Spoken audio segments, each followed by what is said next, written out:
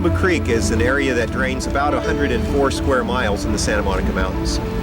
The watershed has changed tremendously over the last 100 years, most specifically in the last 50 years. There are many houses and developments in this watershed that contribute to the water flow that ends up here at Malibu Lagoon. And it adds more water to the drainage than was there under natural conditions. There are more paved surfaces in the watershed, and that means that natural water, which would have percolated through the ground and probably ended up here over a longer period of time, now hits a paved surface, runs very quickly into a storm drain, into the creek, and comes down to the lagoon. And this means that we have flows of water that are substantially different from the past. Over the years, it has become so filthy, and the algae growth is all encrusted all over the rocks. It's just a disaster. There's garbage and trash, and then the water smells. It stinks.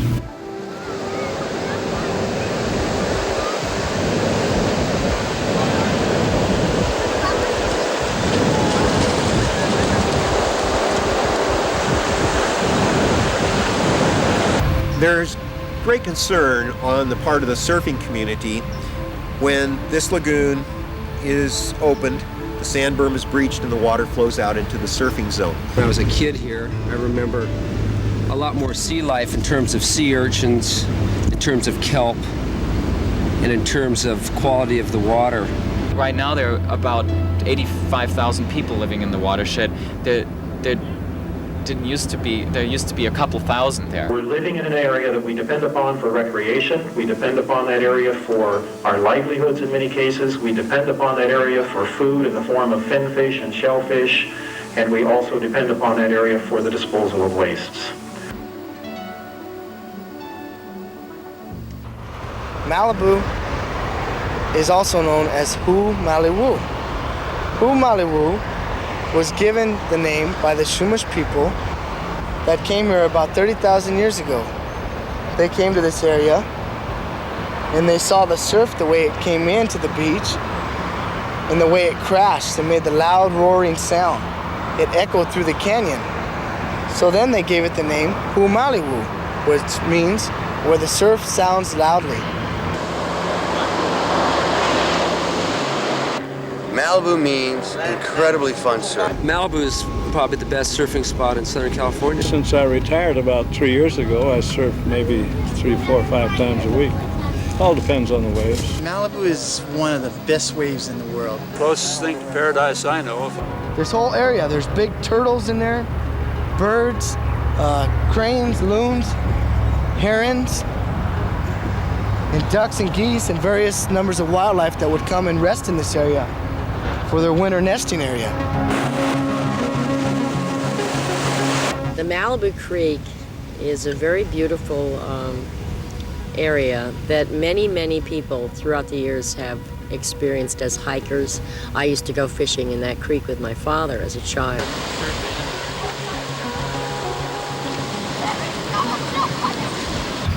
The California Department of Parks and Recreation is charged with managing natural systems in a natural way.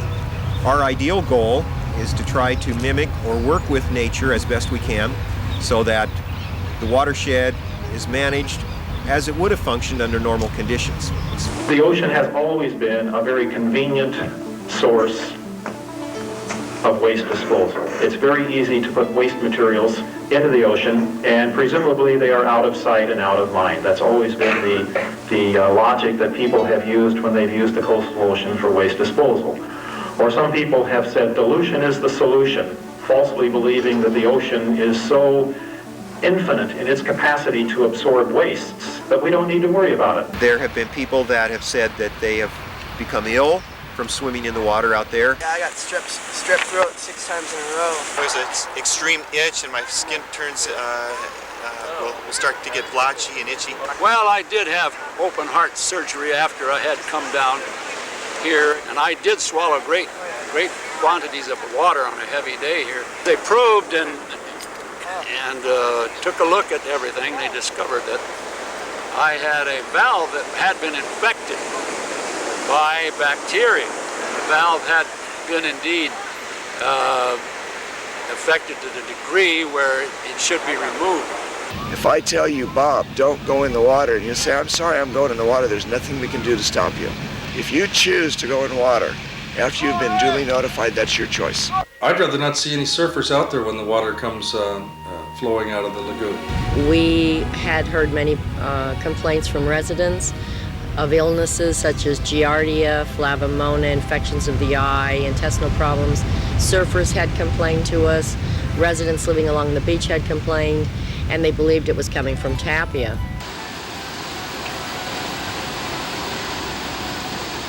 Just because someone is at the beach and they get sick doesn't mean water quality had anything to do with that illness. There are too many different inputs, including from food to just respiratory infections. There are a lot of other things that could be working. Can't prove it, you know how that goes. There is nothing I could document it with. This is the only place I ever surf. 3 and 4 times, 5 times, 6 times a week.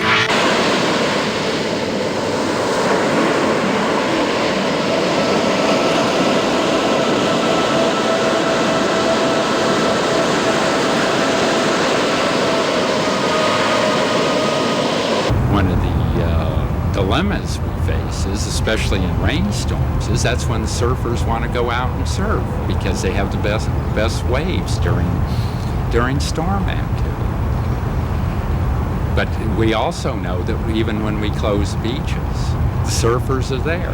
They disregard, our best advice. What people should do, number one, is avoid the immediate area of the discharge, Malibu Lagoon, or of any other surface water discharge in the surf zone. We advise people to avoid swimming, especially or body contact around, and especially around storm danger discharges for 72 hours after a rainstorm. Because we know at least we know the bacteriological levels are much higher at those times. There are several options that we have on improving on the current breaching protocol for the lagoon. We can let the lagoon just top over naturally. So that would be one option. The other option would be to find a different way of transporting the water from the lagoon into the ocean, where it would go naturally anyway in the wintertime, when the flows are large enough to breach that the sandbar. So I don't think anybody has really looked at any one of these options in detail, and that's what we need to do. Work that I have done in this area, plus the work that I have followed with regard to physical oceanography and current patterns and movements and settling of waste in the ocean, clearly demonstrates that materials do not instantly dissipate and dilute, but instead they can often meander for miles and miles, hundreds of miles. I've seen that with surfers that have blown out to sea. They tend to blow back in eventually someplace either north or south of the point of entry in the water. So I would assume the same thing would be true of sewage or garbage or anything else put in the water. There seems to be a rather large controversy about the actual health impacts on people in the water, in the surf zone, and exactly what is causing those health impacts. Malibu Creek, at the time of maximum flush, you can't get rid of all of the accumulation of the effluent from the sewage treatment in the upper part of the canyon. No way. So we're looking at sources right now to find out what could be the most likely source of disease-causing organisms in the lagoon, where might they come from, and then stop them.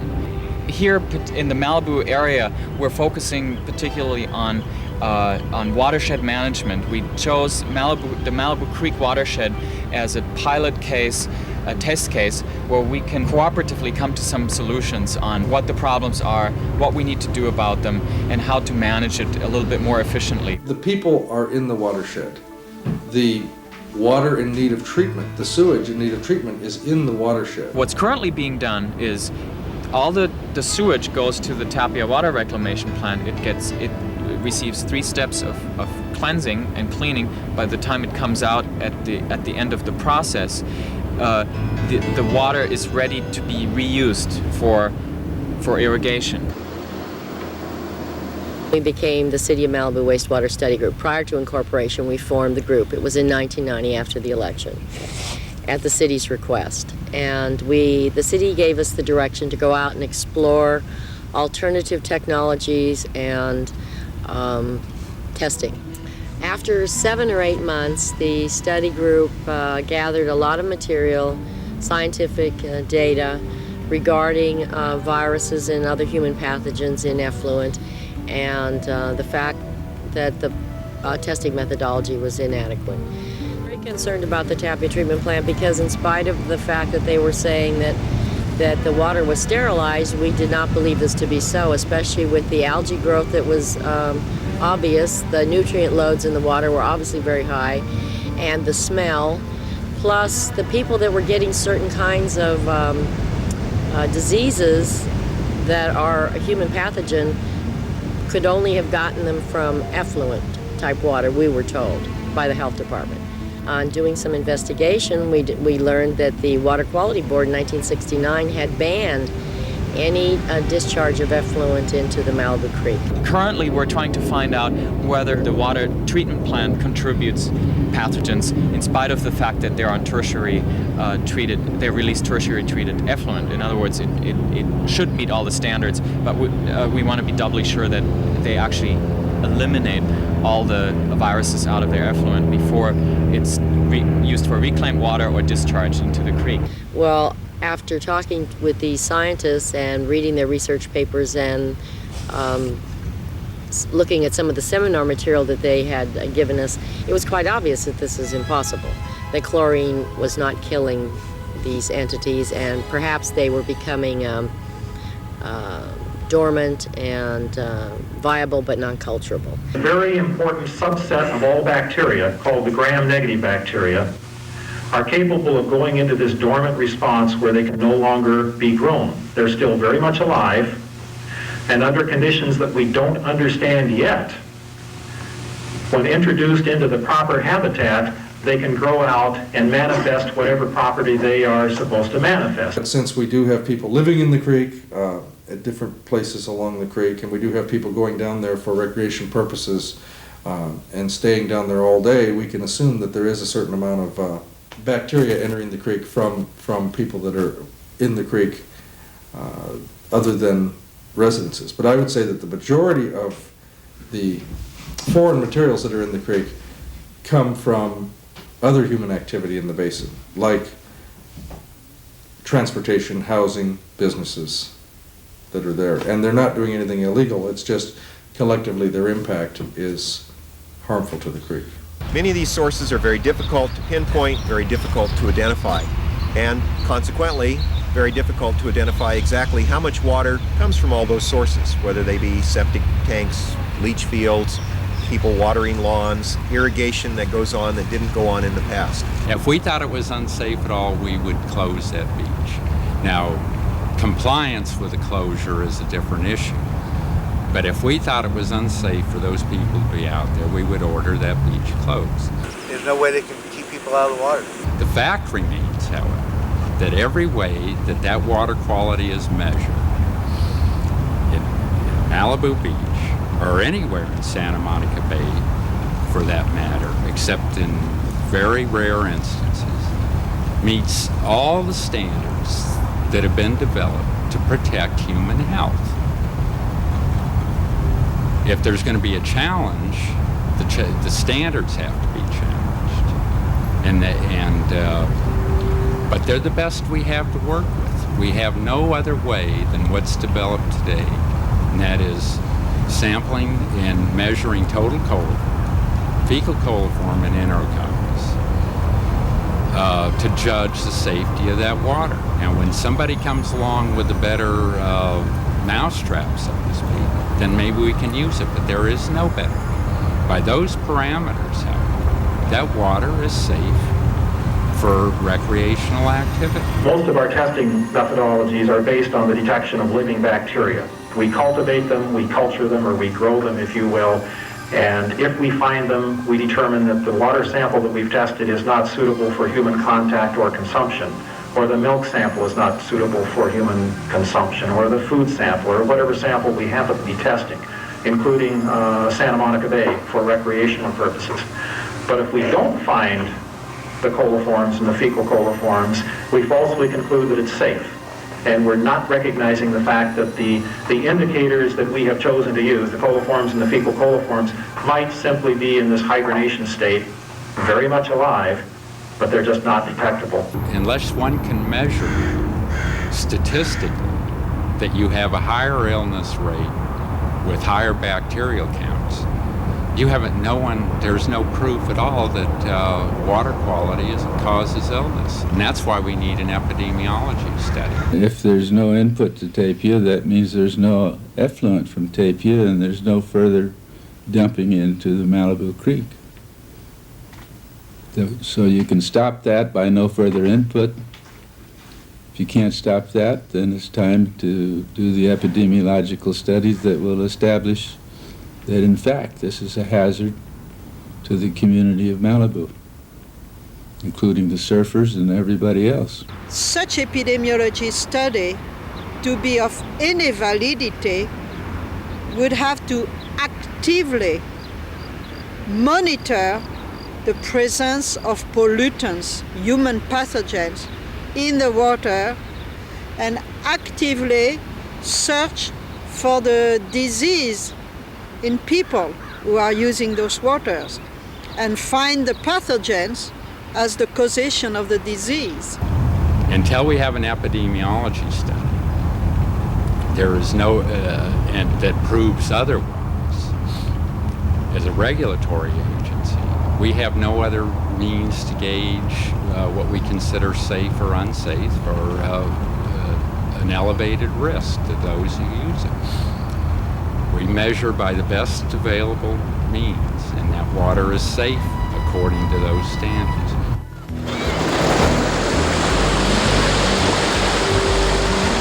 The California Water Quality Assessment Report, which was most recently updated in 1992, identifies the Malibu Lagoon area as an impaired water body. What an impaired water body means is that we feel that that water body is not fully meeting its beneficial uses. And one or more of those uses are impaired in some way.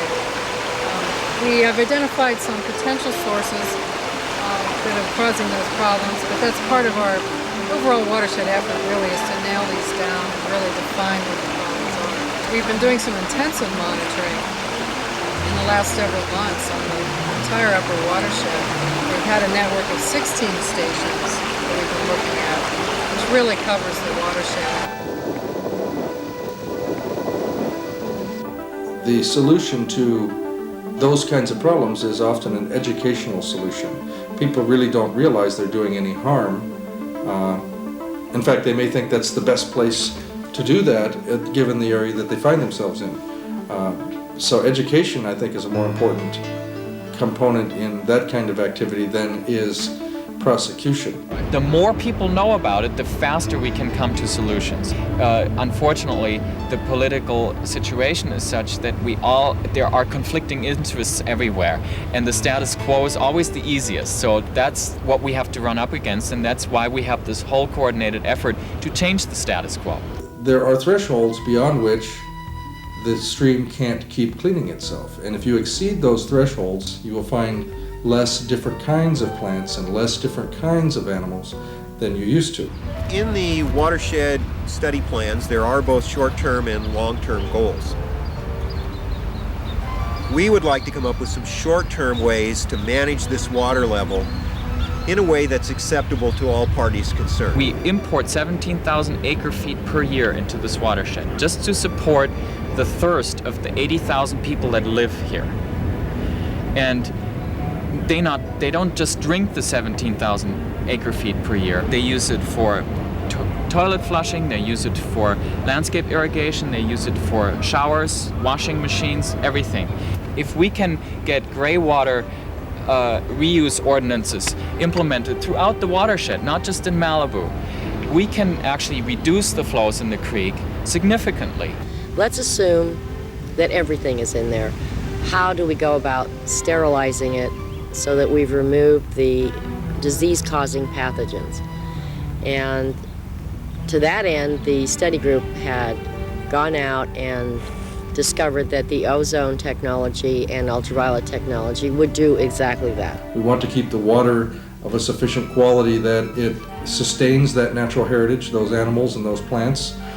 We want to keep the water of a sufficient quality that people can enjoy it for recreation purposes, and we want to tell people about the importance of preserving our natural heritage and give some information or make information available as to what could impact that heritage. So getting the word out about how a creek can become less pristine than it was, or even go over the line and become an undesirable place in one way or another, is an important story that people need to know if they're going to do something to prevent it. Malibu Creek State Park, Malibu Creek, Malibu Lagoon State Beach, Surfrider Beach are certainly prime examples of California's best natural resources.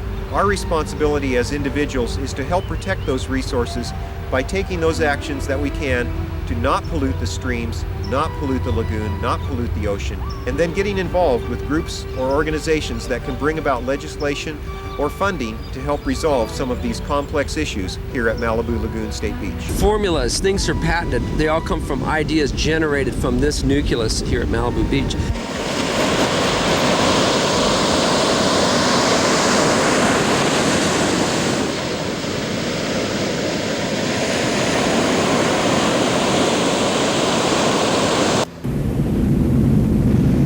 It's going to get better. Malibu is an important place in California surfing because it's the first impression that a lot of people from outside of California and the United States get of the ocean environment in California. It's close to the biggest population center on the West Coast, and people come here and they expect to see a beautiful ocean, nice long clean beach.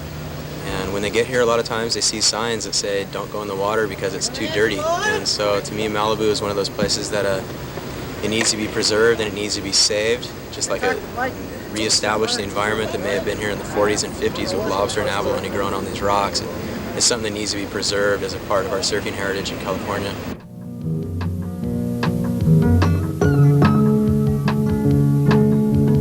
This is not a pretty song.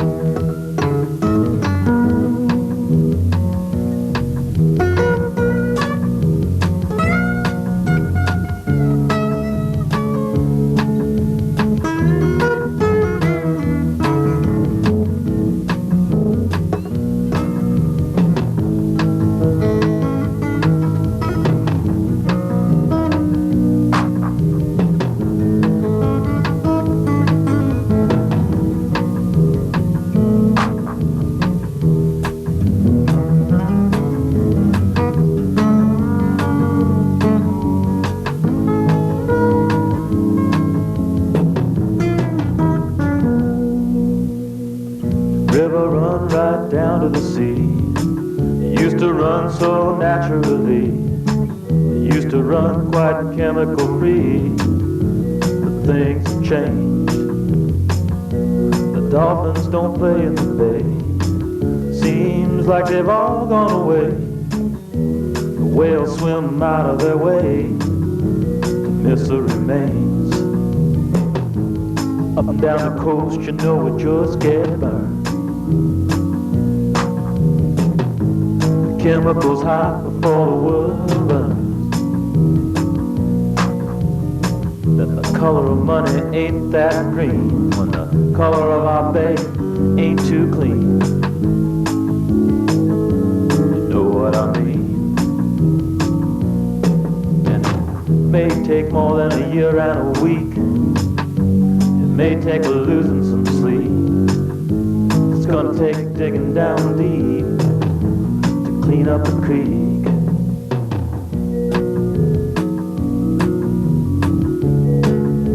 Gotta start somewhere.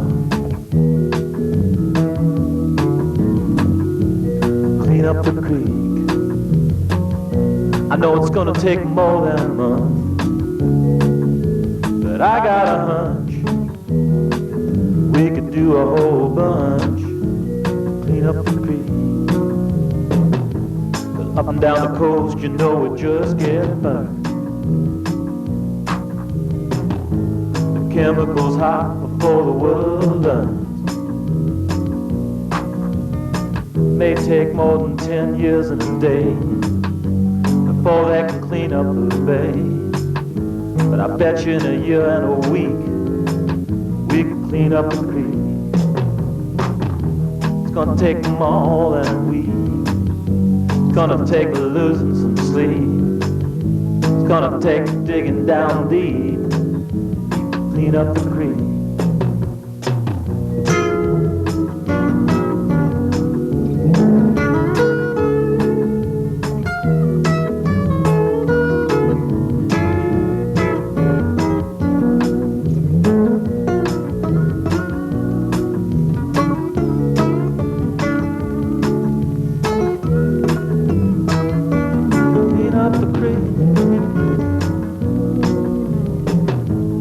Up and down the coast, you know it just get burned. The chemicals hot before the world learns. Gonna take more than 10 years and a day before they can clean up the bay. But I bet you in a year and a week we could clean up the creek. It's gonna take more than a week. It's gonna take losing some sleep. It's gonna take digging down deep, clean up the creek.